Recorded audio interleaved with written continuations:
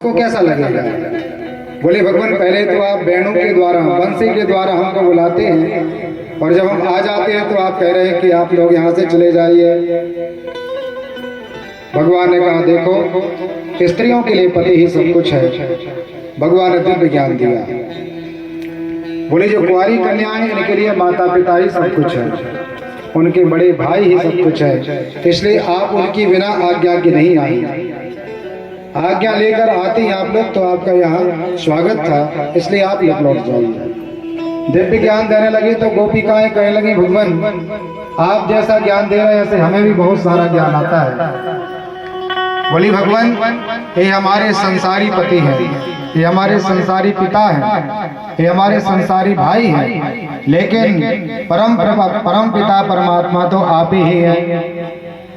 इसलिए भगवान हम आपके इस रास्ते में सम्मिलित होना चाहते हैं। भगवान ने कठोर परीक्षाएं ली लेकिन सभी परीक्षाओं में उत्तीर्ण हो गई गोपिकाएं, क्योंकि वो तो मन क्रम और वचन से भगवान के पाद पद्मों की सेवा करते थे। भगवान ने दिव्य रास करना प्रारंभ किया। शरद पूर्णिमा का पावन दिन था, जिस दिन चंद्रमा समस्त कलाओं से पूर्ण होते हैं। शरद पूर्णिमा की वह रात्रि ऐसी है कि पूरे वर्ष में सबसे ज्यादा प्रकाशित रात्रि है शरद पूर्णिमा के दिन। और अमावस्या दीपावली के दिन की रात्रि समस्त दिनों में समस्त रात्रियों में अंधकारमयी है। शरद पूर्णिमा का समय मंद सुगंध शीतल वायु प्रवाहित हो रही और यमुना जी के पुलिन पर ठंडी ठंडी बालू पर भगवान ने वेणुनाद किया। समस्त परिकर आने लगे, गोपिकाएं आने लगी और भगवान के साथ दिव्य लीलाएं करने लगे। जब भगवान का वह रास प्रारंभ हुआ तो देवता भी मोहित हो गए। कामदेव ने विचार किया कि आज तक तो भगवान मन मत है नीत, इसका अर्थ है कि भगवान कामदेव पर विजय प्राप्त कर चुके हैं। मन मथा तो भगवान कृष्ण के सामने कामदेव आ गए। बोले भगवान आज आपसे युद्ध करने में बड़ा मजा आएगा, क्योंकि हमने समस्त देवताओं के साथ युद्ध कर चुके और सबको परास्त भी कर दिया। जब समुद्र मंथन हुआ तो भगवान ने विश्व मोहिनी रूप धारण किया तो महादेव जी मोहित हो गए थे, जबकि महादेव कामारी है, काम पर विजय प्राप्त कर चुके हैं। लेकिन उस दिन भगवान की लीला से भगवान शिव मोहित हुए। भगवान का तेज स्फुरित हुआ और देवताओं ने एक पत्ते पर रखकर जंगल में रहने वाली अहिल्या की कन्या अंजनी के कान में दीक्षा के रूप में वह दिव्य तेज भगवान का प्रवेश करा दिया। और प्रवेश कराया तो अतुलित बल की सीमा भगवान हनुमान जी का वहीं से प्रादुर्भाव हुआ। बोले हनुमान जी महाराज की जय। तो समुद्र मंथन के समय भगवान शिव को भी मोहित कर दिया। बोले एक दिन हमने महात्मा नारद जी को भी मोहित कर दिया था। शैलनिधि नाम के राजा के यहाँ जब नारद जी पधारे तो नारद जी ने उस कन्या का रूप लावण्य देखा तो विचार करने लगे कि अब तो ऐसा कोई उपाय करें जिससे बाला हमको प्राप्त हो जाए, कन्या प्राप्त हो जाए। कुछ तो गुण उसके ज्योतिष की दृष्टि से बताए, कुछ अपने मन से बताने लगे। इसको जो बढ़ेगा अजय हो गया, अतुलित बल की सीमा होगा, बहुत सारे लक्षण बताए। तो बोले नारद जी के मन को भी हमने जीत लिया, अब तो केवल आपके मन को आज जीतना है। भगवान ने कहा खुली चुनौती है, हे अनंत, हे कामदेव, आज आप संपूर्ण सेना के साथ यहाँ प्रवेश कर जाइए, लेकिन आपका किसी प्रकार का कोई उपाय यहाँ चलने वाला नहीं है। भगवान ने कहा कौन सा युद्ध करेंगे, खुले मैदान का युद्ध करना है अथवा किसी कमरे में बंद होकर युद्ध करना है। वह कहने लगा कि हमें खुले मैदान में युद्ध तो बहुत कर लिए, अब हमें बंद कमरे में युद्ध करना है। भगवान ने कहा ठीक है, और भगवान यमुना पुलिन में पधारे। इसका आशय यह है कि बाहर रहकर योगी बनकर सन्यासी बनकर लोग तो अपने काम पर विजय प्राप्त कर सकते हैं, लेकिन जब हजारों रूप लावण्य से युक्त गोपिकाओं के बीच में भगवान हो उस समय साधारण मनुष्य अपने काम पर विजय प्राप्त नहीं कर सकता। परमात्मा तो कामदेव के भी पिता हैं, उनके भी स्वामी हैं। भगवान ने खुली चुनौती दे दी, समस्त परिकरों को लेकर पधारा। आज भगवान दिव्य रास करने लगे और जितने गोपिकाओं के रूप थे उतने ही बालकृष्ण प्रकट हो गए। समस्त गोपिकाएं विचार करने लगी कि लाला तो हमारे पास है। अपने भाग्य को सराहने लगी कि हमारा भाग्य दिव्य है, हम सबसे ज्यादा भाग्यवान हैं कि लाला हमारे पास है। और जब लाला मिल गया तो ये खबर नहीं कि बाजू में ही भगवान दूसरे गोपी के साथ हैं। महादेव जी को याद आ गई, भगवान शिव विचार करने लगे। मैया पार्वती से कहने लगे कि हे देवी, इस दिव्य रास में हमको लेके चलिए। पार्वती जी ने कहा, देखो भगवान, महापुरुषों के लिए किसी प्रकार का कोई प्रवेश नहीं है, वहां तो केवल स्त्रियां ही प्रवेश कर सकती हैं। लेकिन महादेव जी के तो परम आराध्य भगवान नारायण हैं और नारायण के परम आराध्य भगवान शिव। बोले भगवान की वह दिव्य लीला है, इसलिए हमें जाना पड़ेगा, अवश्य जाना है, क्योंकि भागवत जी भगवान का स्वयं रूप है। प्रतिदिन अपन सुनते हैं कि भगवान श्री बालकृष्ण का वाममय विग्रह श्रीमद् भागवत महापुराण यह शरीर है भगवान का, उसमें दसम स्कंद जो भगवान का मानो हृदय है।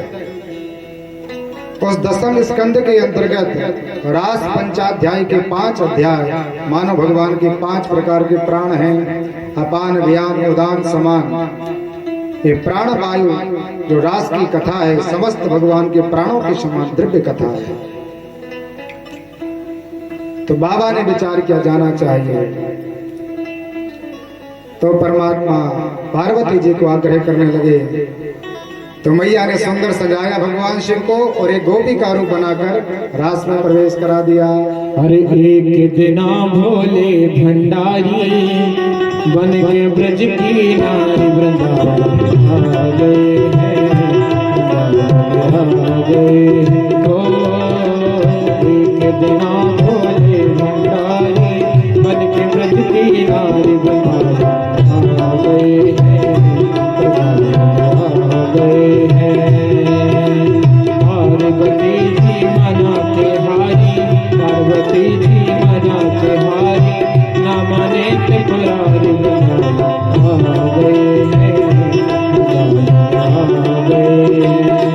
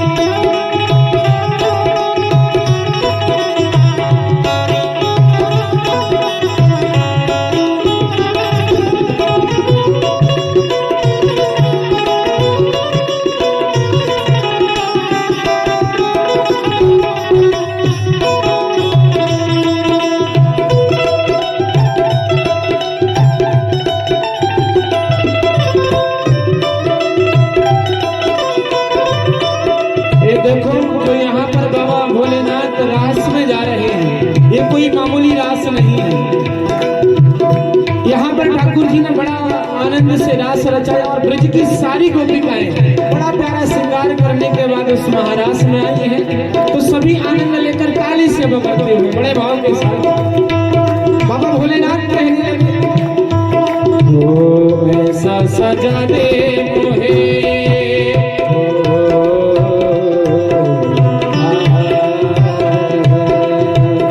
ऐसा सजा दे मोहे, कोई न जाने इस राज को, इस राज को। भोलेनाथ कहने लगे कोई नहीं जानेगा। आज पहली बार बाबा भोलेनाथ श्रृंगार करने के लिए तैयार हो गए हैं। सभी ताली से मगर दोनों हाथ बढ़, ऐसा सजा दे मुझे, कोई न जाने इस राज को, इस राज को। मैं हूँ सहेली तेरी, ऐसा बताना ब्रजराज को, ब्रजराज को। मैं हूँ सहेली तेरी, ऐसा बताना ब्रजराज को, ब्रजराज को। लगा के सुरमा, लगा के सुरमा, पहन के साड़ी, चाल चले मतवाली ब्रह्मा।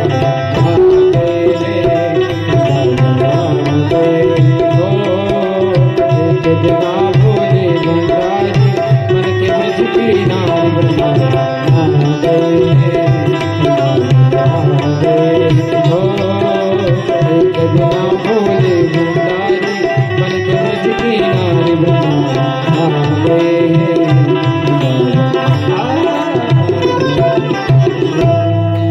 बोले गोपेश्वर महादेव की। कथा सुनने में तो बिल्कुल साधारण लगता है, लेकिन तनिक विचार करें कि वह महादेव जिनको जगाने के लिए देवताओं के लिए कई वर्ष लग जाते हैं, हजारों वर्ष बाद भगवान शिव की समाधि नहीं खुलती, बड़ा सहज रूप से आज नारायण के दिव्य लीला के लिए पधारे। चंद्रमा दिख गया भगवान नारायण को, जैसे महादेव जी रास मंडल में प्रवेश किए और चंद्रमा भगवान का दिख गया, तो भगवान नारायण कहने लगे चंद्र सखी कहां से आ गई। विचार किया, आशुतोष पधारे हैं, मनी मन भगवान शिव को प्रणाम किया, बाबा ने भगवान बालकृष्ण को प्रणाम किया, आंखें से आंखें मिली और परमात्मा ने किशोरी जी को लिया और तत्काल उसी रात से अंतर ध्यान हो गए। गोपिकाएं विचार करने लगी लाला कहां गया। किशोरी जी को भगवान ने लिया और रास का त्याग कर दिया। आगे किशोरी जी को लेकर पहुंचे तो किशोरी जी को अभिमान आ गया कि देखो समस्त रूप लावण्य से युक्त गोपिकाओं का तिरस्कार करके त्याग करके बालकृष्ण केवल हमको लेकर पधारे। तो भगवान तो केवल एक ही वस्तु का आहार करते हैं, अघ का, जिसको अभिमान हुआ और भगवान ने उसका भक्षण कर लिया। भोजन तो एक दो जगह ही भगवान ने किए, बाकी कहीं नहीं। तीन लोक नौ खंड में भोजन करे अपार, कै सवेरे कै विदुर घर, तृप्त भयो दो बार। भगवान कह रहे हमने तीन लोक और 9 खंड में बहुत भोजन करे, लेकिन तृप्त तो केवल 2 जगह हो गए, एक सबरी मैया के यहाँ और दूसरा विदुर भगवान के यहाँ। बाकी तो अग ही खाते रहते हैं, अभिमान ही खाते रहते हैं, उसी में तृप्त होते रहते हैं। इसलिए लेस मात्र में किसी प्रकार का अग नहीं रखना चाहिए। अलग अलग प्रकार के अग हो जाते हैं। किसी को रूप का अग हो जाता है, अभिमान कि हम परम सुंदर हैं। किसी को बल का अभिमान हो जाता है कि हम बलशाली हैं। किसी को ज्ञान का, किसी को धन का, किसी को परिवार का, आदि आदि प्रकार से अग हो जाता है। और अग हुआ तो समझ लेना कि हम भगवान की दिव्य लीला से, भगवान के प्रेम से, भगवान की भक्ति से दूर हैं। क्योंकि भक्त को कभी अग नहीं होता, भक्त कभी अभिमान नहीं करता। लीला से ओरोत प्रोत होकर किशोरी जी को अग हुआ और कहने लगी, लाला हमें कुछ थकान हो गई है, इसलिए आप हमें कंधे पर विराजमान कर लीजिए, उठा लीजिए। भगवान ने विचार किया किशोरी जी को भी अग हो गया, तो भगवान उठाने लगे। उठाते उठाते भगवान वहीं अंतर ध्यान हो गए। किशोरी जी ने विचार किया भगवान ले रहे हैं गोद में, और भगवान तत्काल अदृश्य हो गए। यहाँ गोपिकाएं अत्यंत विरह युक्त हो गई। भगवान को रोम रोम से पूछने लगी, पत्ते से पूछने लगी, लताओं से पूछने लगी कि आप लोगों ने कहीं लाला को देखा? अत्यंत विरह, खोजते खोजते विचार करने लगी, यदि भगवान यहाँ से निकले होंगे तो बालू में उनके चरण के चिन्ह बने होंगे, क्योंकि यमुना का पुलिन था, रेत डली थी सर्वत्र। तो विचार किया यहाँ से कोई 2 चिन्ह आगे बढ़े हैं, तो बोले 2 चिन्ह नहीं, इसमें तो 4 चिन्ह हैं। तो विचार करने लगी, एक तो भगवान बालकृष्ण के चिन्ह हैं और साथ में किसी गोपी के भी 2 चिन्ह हैं। ईर्ष्या होगी गोपिकाओं की, वह कौन सी गोपी होगी जिसको भगवान स्वयं लेके पधारे। आगे देखा तो गोपिकाओं ने क्या दर्शन किया कि अभी तो 4 चिन्ह थे, अब 2 चिन्ह विलोपित हो गए और केवल 2 चिन्ह आगे दिख रहे। तो गोपिकाओं को और ईर्ष्या हो गई। विचार करने लगी कि अभी तो बालकृष्ण और कोई गोपी साथ में थे, लेकिन अब तो ऐसा लगता है कि वह गोपी थक गई होगी, तो बालकृष्ण ने उसको कंधे पर बिठा लिया। गोदी लेकर भगवान बालकृष्ण आगे बढ़े होंगे। अत्यंत ईर्ष्या हो गई। आगे पहुंच तो देखा किशोरी जी भी मूर्छित डली हुई हैं। प्रणाम किया और कहा कि भगवान कहाँ है, बालकृष्ण जी कहाँ हैं? तो गोपी भी भगवान को ढूंढ रही थी और किशोरी जी भी भगवान को ढूंढ रही थी कि भगवान कहाँ है। आपस में वार्तालाप किया, लेकिन परमात्मा नहीं मिले तो सभी गोपिकाएं ही भगवान का रूप बनाकर कोई गोपी बन गई, कोई भगवान बालकृष्ण बन गई और आपस में लीला करने लगी, स्वयं रास करने लगी भगवान का रूप धारण करके। जब इनके समस्त अंग टूट गए और जब पूर्ण रूप से शरणागति ले ली परमात्मा की कि हे गोविंद, हे बालकृष्ण, हम आपके शरण में हैं, भगवान दर्शन दीजिए। बड़े विनय भाव से, आर्त भाव से गोविंद को पुकारा तो परमात्मा प्रत्यक्ष उपस्थित हो गए। बोले बालकृष्ण भगवान की जय। फिर भगवान का सभी गोपिकाओं के साथ दिव्य रास हुआ। इस कथा को सुनकर परीक्षित जी ने सुखाचार्य जी को प्रणाम किया। भगवान, परमात्मा की इस लीला से हमारे मन में कुछ आनंद नहीं आया, भगवान ने महाराज क्यों किया? तो जैसे ही प्रश्न किया महात्मा परीक्षित ने, सुखाचार्य जी को बड़ा दुख हुआ कि कहीं हमने यह दिव्य कथा किसी अनाधिकारी को तो प्रदान नहीं कर दी, क्योंकि कहा गया है कि भगवान की लीलाओं का वाचन या श्रवण किसी सट के सामने ना करें। अत्यंत जो भगवान की कथाओं में रस न रखता हो, नास्तिक हो, ऐसे व्यक्ति के सामने भगवान की गुणानुवाद नहीं गाना चाहिए। तो परीक्षित के ऐसे बातों को सुनकर सुखाचार्य जी विचार करने लगे कि कहीं अनाधिकारी को हमने कथा पान तो नहीं करा दी। तो भगवान ने कहा, परीक्षित जी ने सुना और महात्मा सुखाचार्य जी ने कहा, ईश्वर अंश जीव अविनाशी, ईश्वर अंश जीव अविनाशी,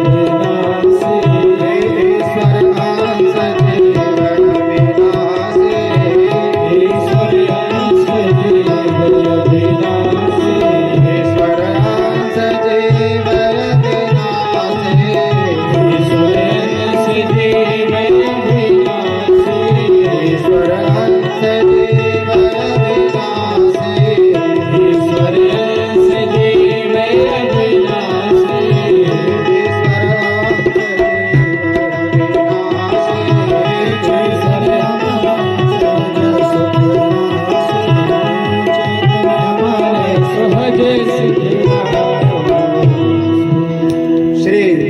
सुखाचार्य जी कहने लगे, राजन, ईश्वर अंश जीव अविनाशी, चेतन अमल सहज सुख राशि।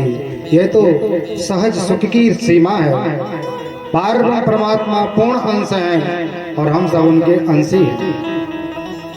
भगवान के अंश से ही इन जीवात्माओं का जन्म हुआ है।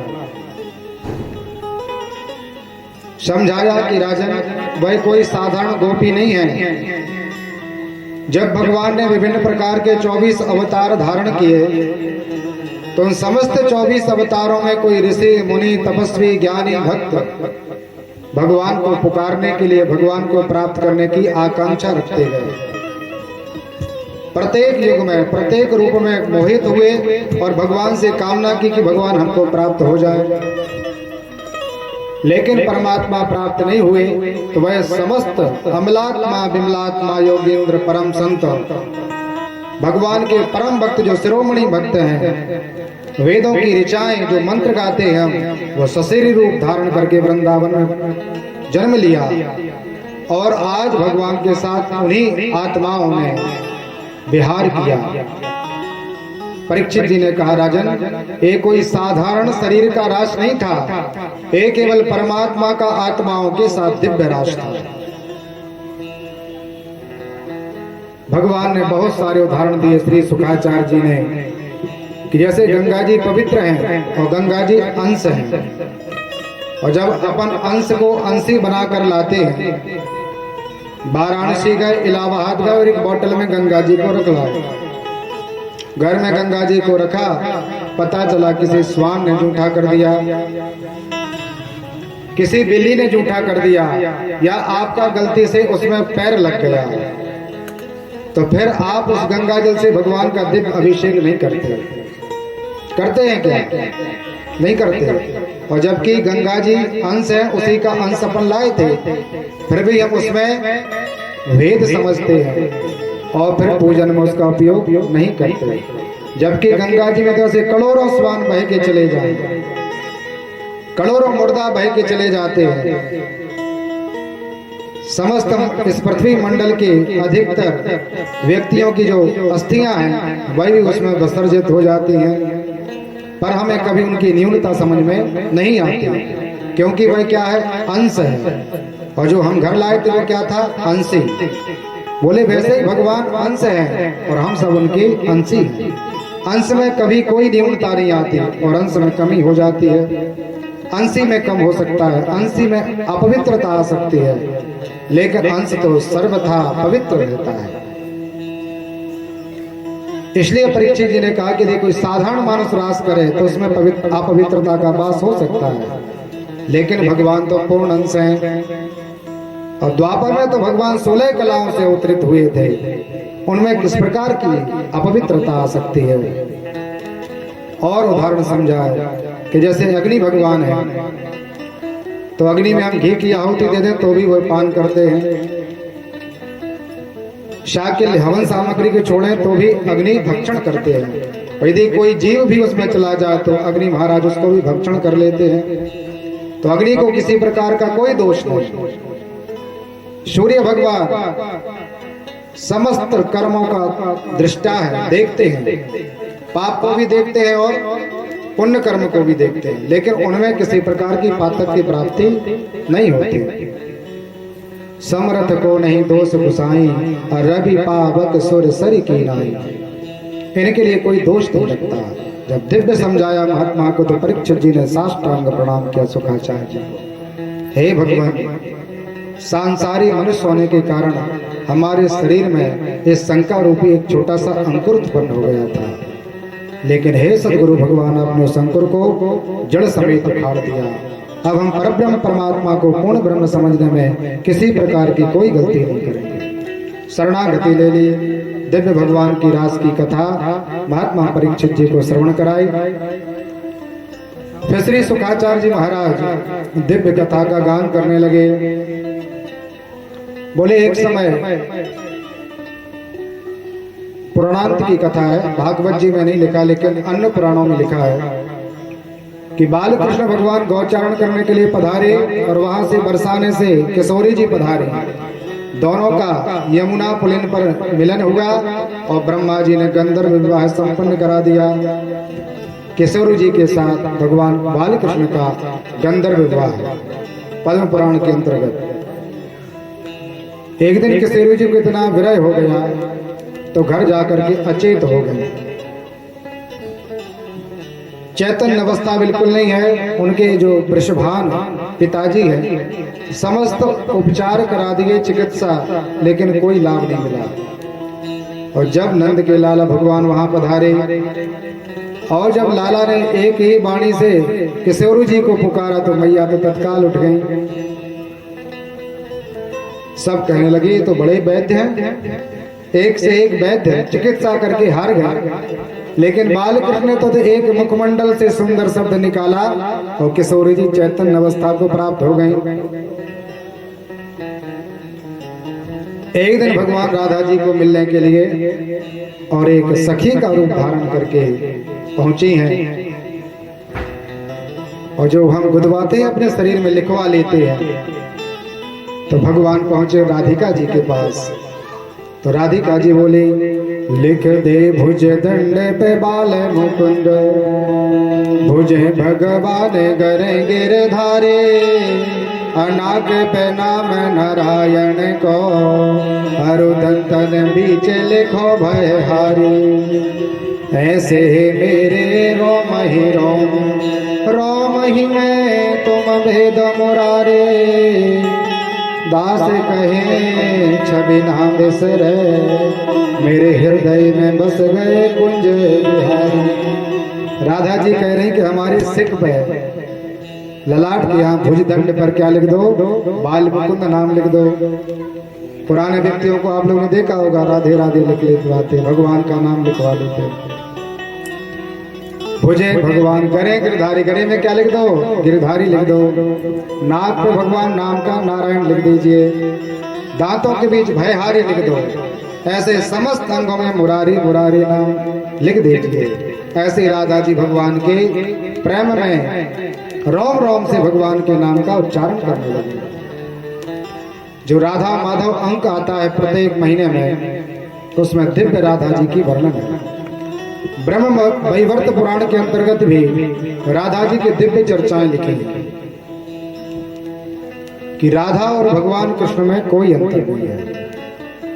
भगवान लीला करने के लिए दो शरीर में अवतरित हो गए, अपितु इनमें कोई भेद नहीं है। जो बार बार राधा राधा पुकारता है, परमात्मा उसके पीछे पीछे दौड़ते हैं। किशोर जी के साथ दिव्य भगवान ने लीला की। इन लीलाओं को नारद जी ने देखा तो भगवान के पास आ गए, बोले प्रभु आपका अवतार हुआ है समस्त दैत्यों को इस धराधाम से नष्ट करना, लेकिन जो दैत्य शिरोमणि कंस है वह अभी तक कुशल है और भगवान आज 11 वर्ष के हो गए। ये सभी लीलाएं भगवान ने संपन्न की। नारद जी ने कहा ठीक है, अति शीघ्र ही कंस का वध कर देंगे। सांत्वना दी और यहाँ महात्मा नारद जी कंस के पास पहुंचे और कंस का मन देखा तो बड़ा क्षुब्ध था, किसी प्रकार का कोई सुख नहीं था, भयभीत थे। तो नारद जी ने कहा क्या हो गया राजन, आप तो बड़े भयभीत दिखाई देते हैं। तो बोले देवर से नारद जी क्या बताएं, जब से वह नंद का लाला हुआ है एक क्षण भी हमको सुख प्राप्त नहीं हुआ। संपूर्ण जीवन हमने निकाल दिया उसके वध के लिए, उसके नष्ट के लिए। अघासुर, बकासुर, धेनुकासुर, पिलंबासुर, बहुत सारे दैत्यों को भेजा, लेकिन उस बालक का कुछ नहीं हुआ। नारद जी ने कहा आप यही बड़ी गलती करते आए हैं, एक एक करके आपने भेजा और उस नंद के लाला ने एक एक को ठिकाने लगाते गए, नष्ट करते गए। अब ऐसा करो आप सब इकट्ठे हो जाओ, जितने बचे हो सब इकट्ठे हो जाएं और उस नंद लाला को यहीं बुला लें। जो मूर्ख लोग होते हैं वो दूसरों की बातों से ही जागृत होते, अपना स्वयं का कोई विवेक नहीं होता। कंस ने कहा भगवान आज तक आप कहाँ थे, आज तो बड़ा सुंदर उपाय बता दिया, कि जितने भी हमारे पहलवान हैं, मल्ल हैं, शंख चारुण आदि हैं, उनको इकट्ठा करेंगे, लाला को बुलाएंगे और सब एक ही बार में आक्रमण कर देंगे। दिव्य रंगशाला की तैयारी हुई, अक्रूर भगवान को भेजा। महात्मा अक्रूर जी मथुरा से गमन करते हैं गोकुल के लिए। विचार करने लगे, कितना समय हो गया, 11 वर्ष व्यतीत हो गए और ब्रह्म ने हमारे भतीजे के रूप में जन्म लिया, लेकिन आज तक दर्शन की किसी प्रकार की कोई कामना पूर्ण नहीं हुई, क्योंकि कंस का इतना अनुशासन था, बिना कंस के परमिशन के आज्ञा के जा नहीं सकते थे। लेकिन अब आज कंस ने ही भेजा तो दिव्य भगवान के गुणानुवादों को गाते गाते चले जा रहे हैं। बिल्कुल मंद मंद रथ चल रहा है। शरीर की सुध नहीं महात्मा अक्रूर जी को कि आज तो ब्रह्म से मिलेंगे, भगवान से मिलेंगे। जैसे हमारा कोई परिकर बहुत दिनों से ना मिला हो और हम सबसे ज्यादा उसी को प्रेम करते हो या सम्मान करते हो, या हमारे इस हृदय में सबसे ज्यादा विश्वास, भरोसा, प्रेम उस व्यक्ति के प्रति हो और आज वही मिलने वाला हो, तो हम साधारण मनुष्यों की भी हृदय धड़कन बढ़ जाती है, झटपटाहट हो जाती है। वैसे आज महात्मा अक्रूर जी चले जा रहे हैं। जाते जाते महात्मा अक्रूर जी गोकुल में प्रवेश कर गए। गोधूली की बेला थी, संध्या समय था। भगवान बालकृष्ण और बलभद्र भगवान गौओं के साथ व्रजरज में छपे हुए और शाम को प्रवेश किया। छवि देखी तो मोहित हो गए। धन्य है वह ब्रह्म आज जो गौचारण कर रहे हैं, ब्रज की रज को पूरे शरीर में लगाए हुए हैं। महात्मा आनंद ने उनका स्वागत किया, भोजन कराया, दिव्य कथा कही कि मथुरा में कंस ने एक रंग मंच का आयोजन किया हुआ है, इसलिए हम आपके पुत्रों को लेने के लिए आए हैं। भगवान बालकृष्ण ने प्रणाम किया कि चाचा जी को प्रणाम किया। एकांत में ले गए अक्रूर जी नंद बाबा को और यशोदा मैया को, तो कहा देखो आज आपको हम एक बड़ा सत्य बताने वाले हैं, लेकिन उस सत्य के पहले हम आपको सावधान करना चाहते हैं कि आपको भगवान सामर्थ्य प्रदान करे उस सत्य को श्रवण करने का। नंद बाबा विचार करने लगे, ऐसा कौन सा सत्य बताने वाले हैं। अक्रूर जी ने समस्त कथा का वर्णन कर दिया कि हे महात्मा आनंद, यह जो बालकृष्ण है यह तो देवकी नंदन है, यह तो वसुदेव नंदन है, और अर्धरात्रि में ही आपके धाम को पधारे और आपके यहाँ ऐसी दिव्य लीलाएं की। श्रवण किया मैया यशोदा ने और नंद जी ने, रोने लगे कि वह ब्रह्म वसुदेव नंदन ब्रह्म हमारे यहाँ रहा, कितनी लीलाएं संभर्षण की, दिव्य लीलाओं के द्वारा हमको आनंद दिया, और आज सुबह होते ही वह बालक, वह ब्रह्म हमको त्याग के चला जाएगा।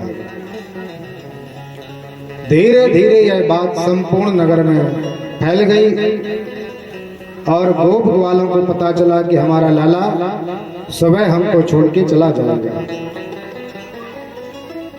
तो श्री सुखाचार्य जी वर्णन करते हैं कि आज गायों ने तृण नहीं चरा, गाय के सामने घास डला है लेकिन किसी प्रकार का उसको ग्रहण नहीं कर रहे। समस्त गोपों ने, सखियों ने, गोपिकाओं ने जल पान तक नहीं किया भगवान के विरह में, कि जो हमारा आधार था, जिसके प्रति हमारा पूर्ण समर्पण था, वही परब्रह्म परमात्मा हमको त्याग कर चला जाएगा। सुबह हुआ तो देखा नंद भवन के सामने समस्त परिकर खड़े हैं लाइन से। किसी के मुखमंडल पर कोई हंसी नहीं, सबके मुंह लटके हुए हैं और अश्रुपात हो रही है, रो रहे हैं। रथ बाहर खड़ा हुआ है, तैयार है महात्मा क्रूर जी ले जाने के लिए। यहाँ भगवान का संवाद चल रहा है। नंद जी से संवाद हुआ, फिर यशोदा मैया से संवाद होने लगा। मैया ने कहा कि देखो लाला, हम नहीं जानते कि तुम हमारे ही पुत्र हो या वसुदेव जी के। अक्रूर जी कह रहे लेकिन हमें विश्वास नहीं है। लेकिन हे लाला, जो भी हो, हमारे समस्त पाप राशि को, हमारे समस्त अपराधों को क्षमा कर देना। लाला, एक दिन हमने छड़ी से तुमको पीटा। जो जो समस्त लीलाएं भगवान ने की, यशोदा मैया ने भगवान के सामने कहा। अंत में कहने लगी, लाला कभी भूल नहीं जाना। जैसे ही मैया ने इस प्रकार का वाक्य कहा, भगवान के नम नेत्र भी सजल हो गए। परमात्मा के नेत्रों में प्रेमाश्रु आ गए। बोले, मैया आपकी समस्त लीलाओं को मैं भूल सकता हूं, लेकिन उस छड़ी को नहीं भूल सकते। इस ब्रह्मांड में ऐसा कोई शक्ति नहीं जो हमको भय प्रदान कर सके। लेकिन मैया, धन्य है आप और धन्य है आपकी भक्ति, जो आपने हम ब्रह्म को छड़ी के भय से भयाक्रांत कर दिया था। उस दिन गोविंद रोने लगे, समस्त परिकर रोने लगा। अक्रूर जी ने विचार किया ज्यादा रुकना ठीक नहीं, इसलिए तत्काल रथ को चलाने लगे कि जल्दी से ले जाना चाहिए। जब कष्ट कोई हो तो उस कष्ट को जल्दी से कम किया जाए। घर में कोई मृत अवस्था को प्राप्त हो जाए तो व्यक्ति कहते जल्दी से ले चलो भाई। जितने ज्यादा लोग रुकेंगे, दुख की वेदना उतनी ज्यादा होगी। मैया पछाड़ खा के गिर गई। लाला कब आओगे? गोपिकाएं पुकारने लगी, लाला कब आओगे? भगवान बोले, कल भी गोविंद कहा था, अब भी गोविंद कहाऊंगा। जब ध्यान लगा कर टेरोगे तो यमुना पुल मिल जाऊंगा। भगवान ने कहा कि हे गोपो, कल भी हम तुम्हारे लाला थे और आज भी लाला है। जब प्रेम से पुकारोगे तो यमुना पुल में आ जाएंगे। भगवान ने भरोसा दिया, रथ पर आरूढ़ हुए और टक टक करता हुआ रथ घोड़ों के खुरों की आवाज सुनता हुआ आगे बढ़ गया। समस्त परिकरों के नेत्र केवल भगवान के रथ की तरफ है। आइए हम भी सब श्रवण करें भगवान के इस भाव को। वो हमको छोड़े चले गए गिरधारी, तुम्हारे बिन कैसे रहे। हमको छोड़